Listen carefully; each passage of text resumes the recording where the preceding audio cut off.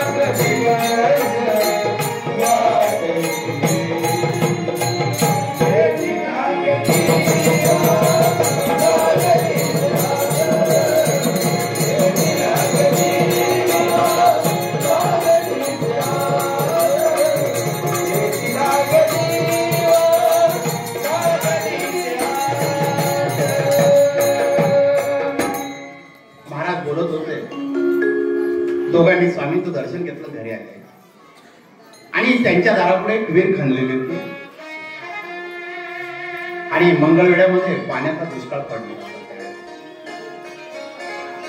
आणि यांनी जी विहीर खणलेली होती सावकारकडून कर्ज काढून खणलेली होती. पण विहिरीला काहीच पाणी नव्हतं. म्हणून दोघं नवरा बायको घराकडे जाताना जी विहीर खणलेली होती त्या विहिरीकडे उदास नजरेने पाहायचे.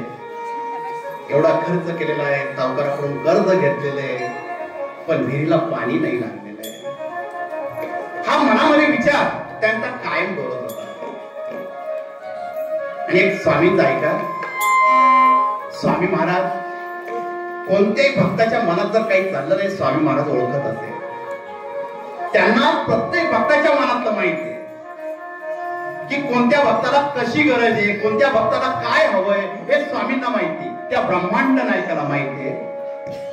कारण की आपल्याकडे एक पिंपळगावचे दिलीप चव्हाण येतात. आज 5वा गुरुवार आहे त्यांचा. त्यांनी त्यांच्या आयुष्यातला एक सुंदर अनुभव सांगितला का स्वामी कसे येतात. लहान होते, बरोबर तुम्ही उभे राहा. लहान असताना स्वामींची सेवा ते कायम करत होते आणि स्वामींची सेवा चालू असताना त्यांचे मोठे बंधू भावांमध्ये अतिशय प्रेम आणि मोठ्या भावाचा कायम ऍक्सिडेंट होता. आता भावांमध्ये जर अति प्रेम असतं तर प्रत्येक भावाला वाटतं माझ्या भावाला काहीच व्हायला नको. जर राम लक्ष्मण सारखी जोडी असली तर एकमेकासाठी कोणी असतं तर ते भाऊ असतात. तर यांच्या मनामध्ये होतं की माझ्या भावाला काहीच व्हायला नको आणि कायम ऍक्सिडेंट होत असते.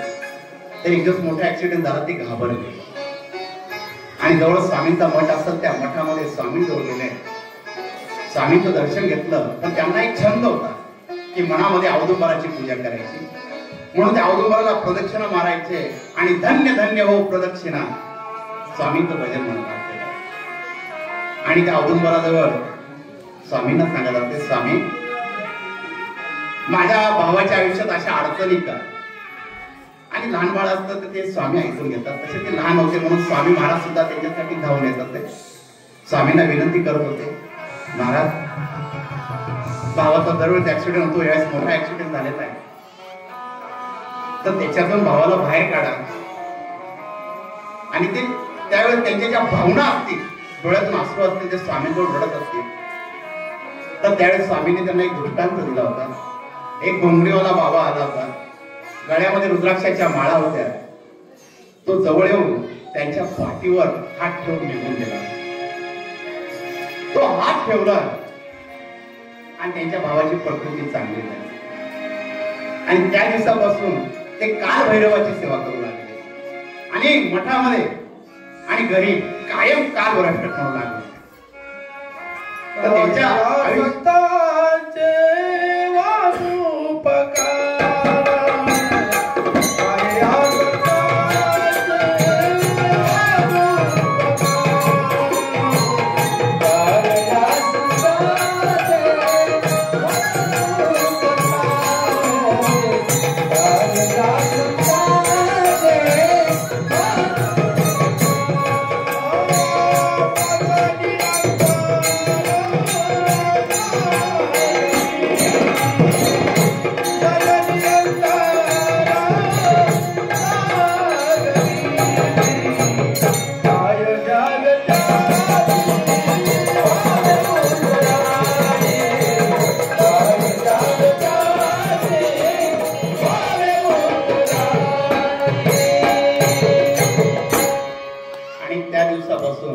त्यांच्या भावाचा आजपर्यंत कधी ऍक्सिडेंट झालेला नाही.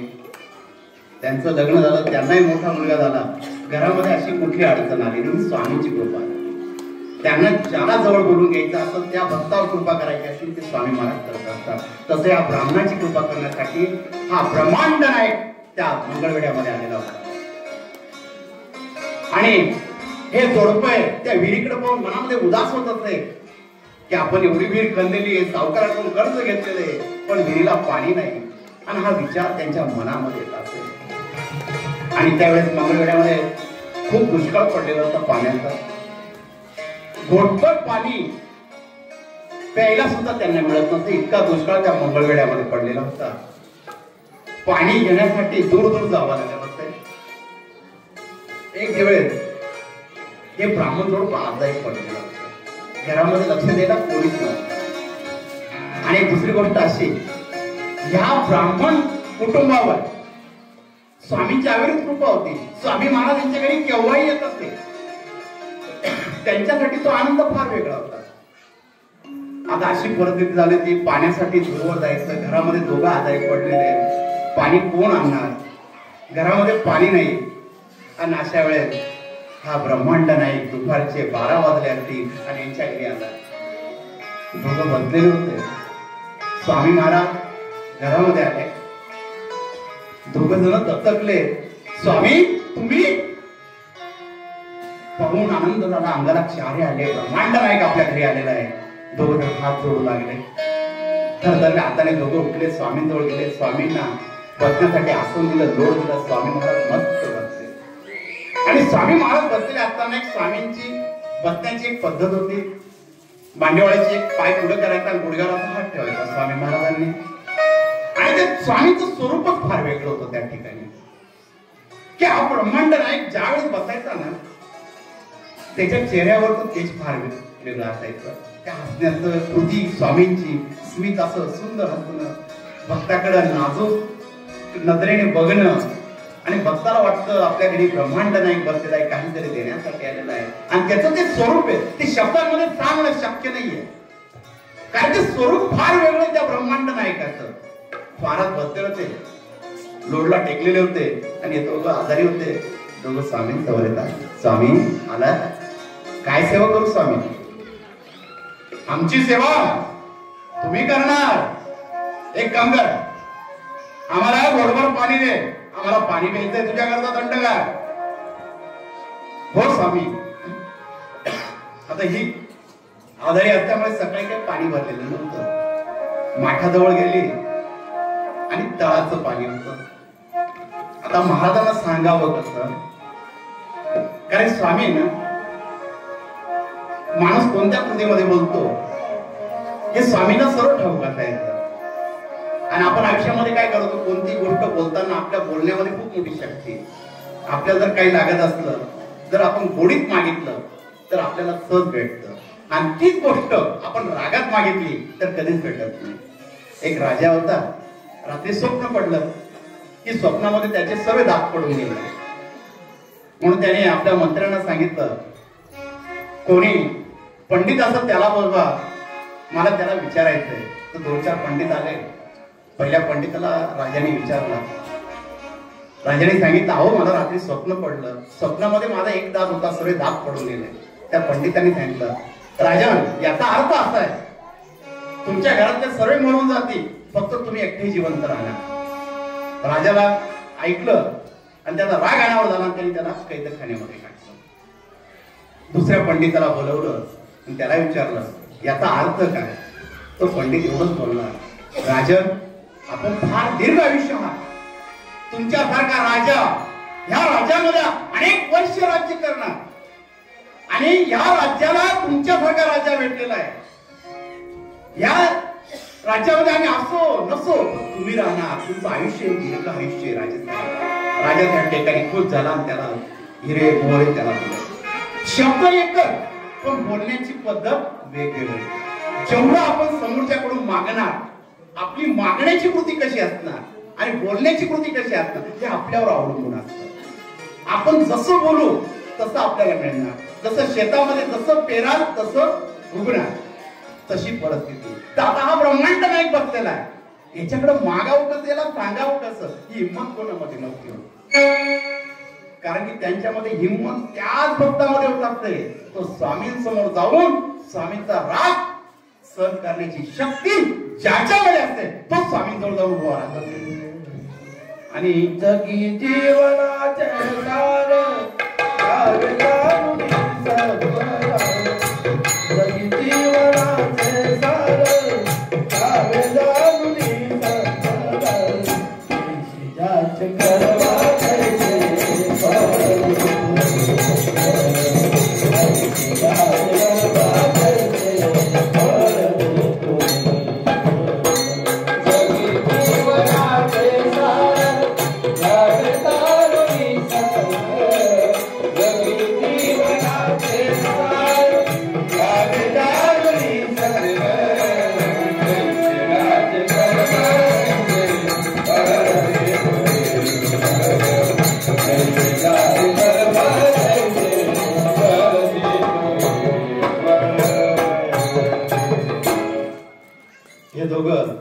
स्वामींसमोर जाण्याची हिंमत नव्हती होत. कारण की स्वामींसमोर उभं राहणं, स्वामींसमोर सांगणं, स्वामींसमोर आपल्या मनातलं बोलणं ही हिंमत नव्हती. आता ही थोडी स्वामींजवळ आली. स्वामी बोलले, अगं पाणी आण, तहान लागली, तुझ्याकडे पाणी पिण्यासाठी आम्ही आलो, आम्हाला पाणी दे. स्वामी पाणी नाही हो, थोडस पाणी स्वामी माठामध्ये आत्ता घेऊन येते, थोड्या वेळ थांबा, आम्हाला तेवढी वेळ नाही, आम्हाला ताण लागलेले नसल तर आम्ही दुसऱ्या घरी जातोय. नका ना स्वामी असं करू, मी लगेच पाणी घेऊन येते. तू कसं पाणी आणते, तुझ्या माठामध्ये पाणी नाही का. अहो स्वामी तब्येत खराब होती, सकाळी पाण्याला नाही गेले स्वामी महाराज, माठामध्ये थोडस घाण पाणी, ते कसं तुम्हाला देऊ, थोड्या वेळ विश्रांती करा स्वामी. नाही नाही, आम्ही विश्रांती करू शकत नाही, आम्हाला आत्ताच पाणी हवंय. ती हंडा घेतात आणि पाण्यासाठी निघाले. कुठे निघाले, दारामध्ये विहीर असताना कुठे निघाले. अहो स्वामी सावकाराकडून कर्ज घेतलं, विहिरीला पाणी लागेल, मनामध्ये खूप इच्छा होती स्वामी, पण पाणी नाही लागलं स्वामी. हो सांगता महाराज तटकन उठले. आणि ज्यावेळेस स्वामी उठायचे आणि महाराज चालायचे, श्री स्वामींची मूर्ती होती ना 7 फूट उंच होती. हे हात आजानुभाऊ गुडघ्यांपर्यंत पोचायचे, म्हणून त्यांना आजानुभाऊ स्वामींना म्हणत असे. स्वामी महाराज तिथून उठले, अंगावर आपलं उपकरण टाकलं आणि पावलं टाकत टाकत त्या विहिरीजवळ आले. महाराज डोकून पाहताय, काय सांगते, कोण म्हणतो तुझ्या विहिरीला पाणी नाही, इकडे. दोघं नवरा बायकोंना बोलवलं, दोघं घाबरत स्वामी जवळ आले. कुठे पाणी. ते दोघं पाहत असताना या ब्रह्मांड नायकाची कृपा झाली. या मनगटा एवढी धार विहिरीमधून वाहू लागली ती गंगा तिला प्रकट झाली. दोघ जण स्वामींकडे बघू लागले. स्वामी तुमची कृपा आमच्या तुझी सेवा करीन मन भावे हो, तुझी सेवा करीन मन भावे, सेवा करीन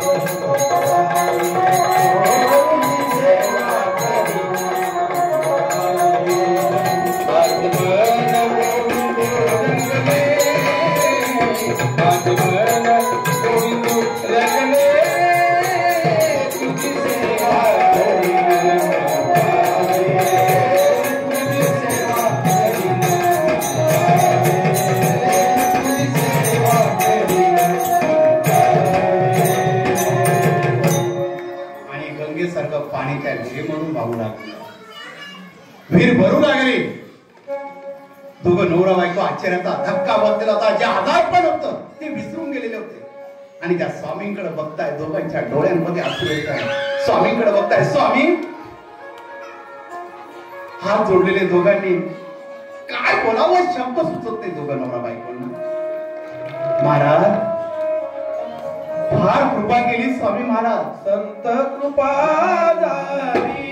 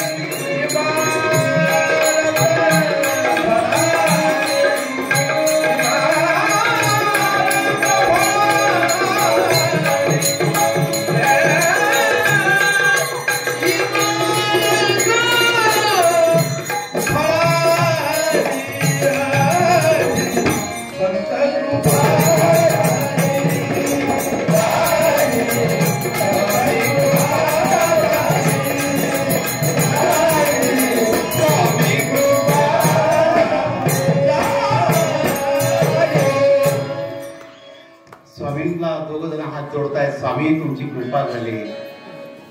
दोघं बसलेले. स्वामींचे आपल्यावरचे उपकार झाले कसे सांगावं ना स्वामींना शब्दामध्ये की स्वामींनी एवढी मोठी कृपा केली. आपल्या दारामध्ये गंगा आलेली आणि अनेक गर्दी होती. गावातील लोक गोळा होते. सर्वजण ती विहीर पाण्यासाठी सर्वजण गर्दी करताय आणि त्या ठिकाणी स्वामी महाराज अदृश्य झाले. दोघं नवरा बायको इकडे तिकडे बघताय. स्वामी गेले कुठं? शोध घेताय स्वामींचा पण शोध काही लागत नाही. स्वामी महाराज कुठं गेले? रात्रभर मन लागत नव्हतं. दोघ जण घराच्या बाहेर बसलेले होते. स्वामी दिसत नाही आणि तेवढ्या जरी प्रकाश लख प्रकाश दिसला. त्रिमूर्ती अवतार दिसतोय आणि त्रिमूर्ती कोणाची तरी बोलताय असा भास मनामध्ये निर्माण झाला आणि दोघ जण दिवा लावून आपल्या विहिरीजवळ आले तर स्वामी महाराज तिथं त्या दिव्याच्या प्रकाशात दिसत होते. सुंदर असं स्वामींचं रूप दिसत होतं.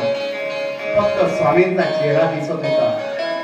दिवा खाली ठेवला. ब्रह्मांड नायक उभा राहिला. स्वामी म्हणतात कृपा झाली आता तुझ्यावर. आम्ही बोललो होतो आमच्या दर्शनाला येशील. आम्ही तुला बोलवलं. स्वामी महाराज दोघांकडे बघताय. महाराज आपल्या पायातल्या पादुका घेत आहे आणि त्या ब्राह्मणाच्या आणि त्याच्या पत्नीच्या हातात देत आहे. माझ्या पादुकांचा योग्य सांभाळ कर. माझा मठ स्थापन कर. भक्त येतील तुझ्याकडं. सर्वांचं निवारण होईल. दोघांनी पादुका हातामध्ये घेतल्या आणि स्वामींच्या चरणांवर डोकं ठेवलं. आपल्या ब्रह्मांड नायकाने एकच आशीर्वाद दिला. मी नको मी तुझ्या. श्री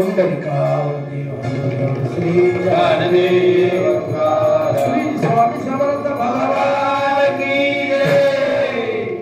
ही स्वामी कृपा आहे. ही ब्रह्मांड नायकाची कृपा आहे. त्याला